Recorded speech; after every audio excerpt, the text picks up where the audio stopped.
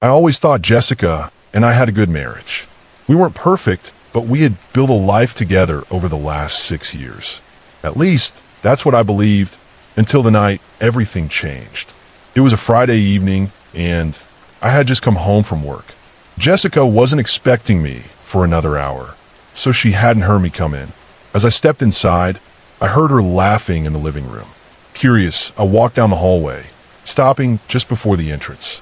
She was on the phone, completely unaware that I was listening. "I know, baby," she said in a voice I hadn't heard in years. Flirty, playful. It's exhausting pretending to be happy with him. I mean, he's just so boring. No ambition, no drive. It's like I'm married to a ghost. I felt my stomach drop. She let out a soft giggle. "I can't wait to see you tomorrow. You always know how to make me feel special." Ugh, I swear if I have to hear one more of his stupid little stories about working late, I might actually die. I clenched my jaw. Working late. That was her biggest complaint. She thought I was some average, overworked office drone who barely made ends meet.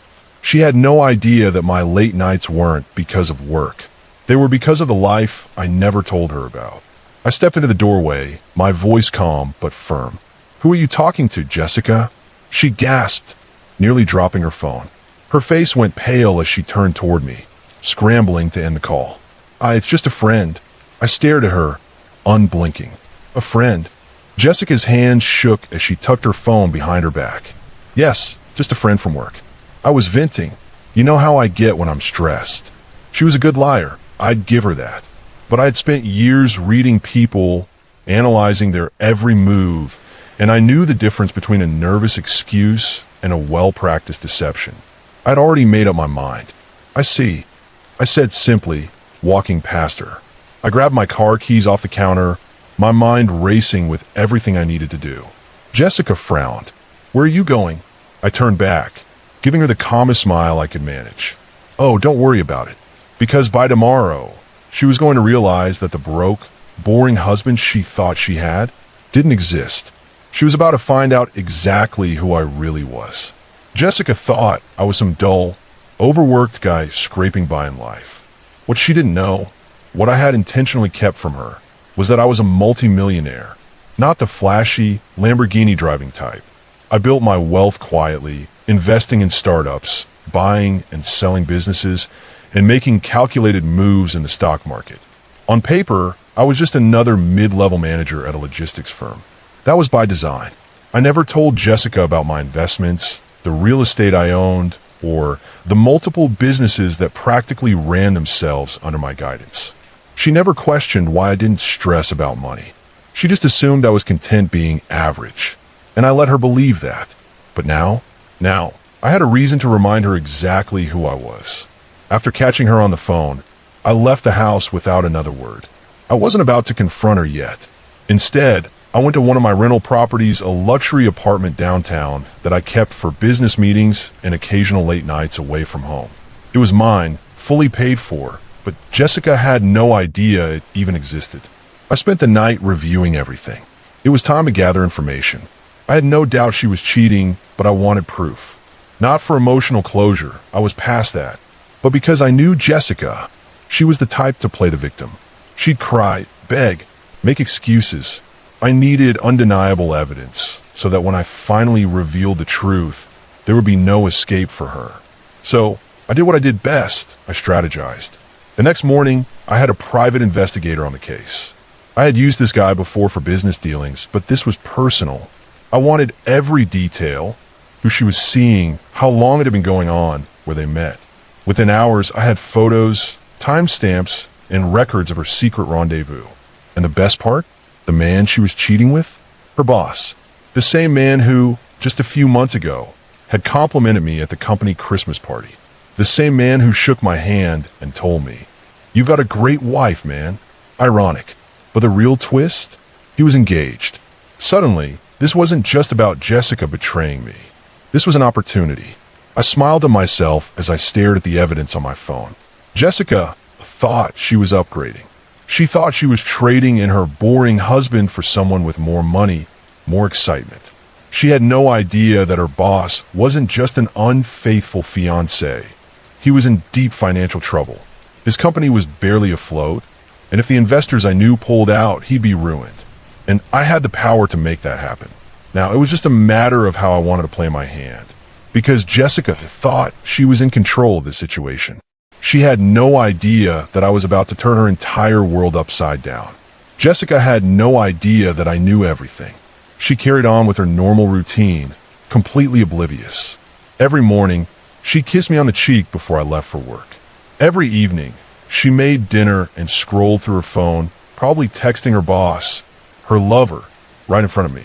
It was almost amusing watching her act like the perfect wife while secretly planning her escape to a man she thought was a better option. What she didn't realize was that I was already 10 steps ahead. Over the next few days, I quietly set my plan in motion. First, I contacted a few of my investor friends, ones who had money tied up in her boss's company. It didn't take much convincing to make them reconsider their investments. I didn't need to outright sabotage him, just a little push to speed up the inevitable collapse of his financial house of cards. Second, I prepared for the divorce. I had already signed a prenup before we got married. Jessica hadn't cared back then because she assumed I had nothing to protect. But now, that prenup was about to be her worst nightmare. And finally, I made sure she would never see it coming. The weekend rolled around, and Jessica told me she was going on a girls' trip. I smiled and nodded, playing the part of the clueless husband, but I already knew the truth. There was no girls' trip. She was spending the weekend at a hotel with him, and thanks to my private investigator, I knew exactly which hotel and what time they planned to meet. That Saturday afternoon, I drove to the hotel. I didn't rush. I took my time, sipping a coffee and watching the entrance from my car. A few minutes later, I spotted them. Jessica was dressed up, hair curled, makeup perfect, wearing a dress I had bought for her. She clung to her boss's arm, smiling like a woman in love. I felt nothing. No anger, no sadness. Just a cold, calculated certainty that this was the moment she had chosen to throw away everything we had. I snapped a few photos, not that I needed them, but I wanted her to see what I saw. I wanted her to know that she wasn't just caught, she was outplayed. Then I made a phone call. "Hey," I said casually, "you might want to check your fiancé's location." There was silence on the other end. Then her boss's fiancé spoke, her voice tight with suspicion. "What?" I smirked. "Because he's spending the weekend in a hotel with my wife." The gasp on the other end told me everything I needed to know. The next few hours were a masterpiece of chaos. Jessica had barely gotten settled in the hotel room when her lover's fiancé showed up, screaming in the lobby. Security got involved. Hotel guests gathered to watch the drama unfold.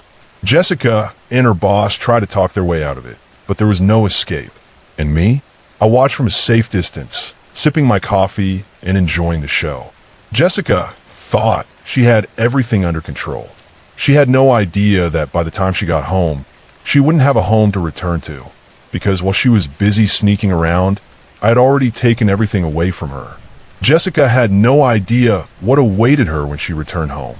By the time she left that hotel, humiliated and exposed, I had already set everything in motion. She came home late Sunday evening, her makeup smudged, hair a mess. She looked exhausted, probably from trying to console her now ex-lover, whose fiancé had publicly torn into him before walking out of his life for good. Jessica stepped inside and froze. Suitcases, packed and waiting. Her clothes, her shoes, her bags, all neatly stacked by the door. She turned to me, her face filled with confusion. What is this?" I set my phone down, the screen still glowing with the images I had taken of her at the hotel. "You tell me, Jessica, because from where I'm standing, it looks like you don't live here anymore." She paled. Her eyes darted to the pictures on my phone. "I can explain." I let out a short, humorless laugh. "Oh, I'd love to hear it." She scrambled for words. It wasn't serious. It didn't mean anything. I held up a hand. "Stop. I don't care." She blinked, stunned. You don't care?" I sighed and leaned back against the counter. "Jessica, you made your choice. You wanted your boss, you wanted excitement, you wanted someone with more money. But you never stopped to think that maybe, just maybe, I was never the broke and boring husband you thought I was." She looked at me, eyes narrowing. "What are you talking about?" I smiled. A slow, knowing smile. You never asked me what I actually do. You just assumed. And I let you because I wanted to see who you really were. I walked over to my desk and pulled out a folder, tossing it onto the table. That's a list of my investments, businesses, and real estate properties. I've been a millionaire for years. Jessica, I just never needed to flaunt it. Her mouth opened, but no words came out. I stepped closer, lowering my voice. You thought you were upgrading, but your so-called better option was drowning in debt. His company? On the verge of collapse. And guess what? I made sure of it. Jessica shook her head, tears forming in her eyes. No, this isn't real. You're lying. I pulled out my phone and played the voicemail I had received earlier that day from one of my investor friends. Yeah, man, we're pulling out. That company's done. They'll be bankrupt by the end of the month. Jessica covered her mouth, horror dawning on her face. I tilted my head. So, tell me, just was it worth it? She collapsed onto the couch, her hands trembling. I made a mistake. Please, we can fix this. I laughed, shaking my head. Fix this? You weren't planning on fixing anything when you were sneaking off to hotels, were you? She sobbed. I love you. No, you don't. I cut her off, my voice cold. You loved what you thought I was. Someone you could manipulate. Someone who would always be there while you played your little games. But you never actually loved me. I grabbed her suitcases and opened the door. You need to leave. She didn't move. I sighed. Jessica, if you don't walk out on your own, I will call the cops. That got her moving. She staggered to her feet, grabbing her bags with shaking hands. At the doorway, she turned to me, her face wet with tears. Where am I supposed to go? I shrugged. That's not my problem. She stepped outside, looking lost, defeated. Please. I met her eyes, my voice firm. Goodbye, Jessica. Then, without another word, I shut the door. And just like that, she was out of my life. Jessica tried calling, texting, begging for another chance. I ignored every message. I moved on, living my life with the kind of peace I hadn't realized I was missing. Her boss? Bankrupt. Jobless. His ex-fiancée made sure to drag his name through the mud before leaving him for good. Jessica? I heard she tried reaching out to mutual friends, looking for sympathy. She didn't find much. As for me, I thrived. I traveled. I enjoyed my success without having to pretend anymore. And the next time I got into a relationship, I made damn sure it was with someone who saw me, not just what they could take from me. Because Jessica thought I was broke and boring. She had no idea who I really was.